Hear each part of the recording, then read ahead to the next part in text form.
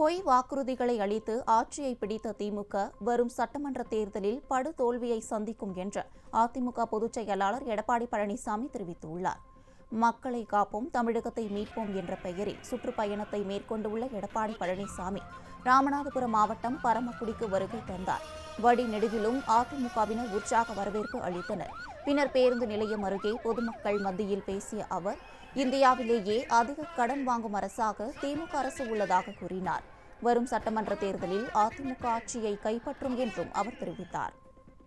அரசு கலைக்கல்லூரிக்கு பிரின்சிபாலே இல்ல, பல மெடிக்கல் காலேஜ்ல டீனே இல்ல. அது எப்படி நிர்வாகம் சிறப்பா இருக்கும்? இன்னைக்கு பல கல்லூரியில பேராசிரியர் கிடையாது. அதே போல மருத்துவத்துறையில அங்கேயும் பேராசிரியர் கிடையாது.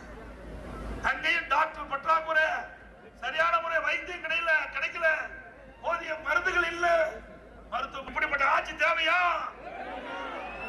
கடந்த 50 மாத திராவிட முன்னேற்ற கழக ஆட்சியில பல நெசவாளர் கூட்டு சங்கம் நலிந்து மூடுகின்ற சூழ்நிலைக்கு ஏற்பட்டு விட்டாங்க.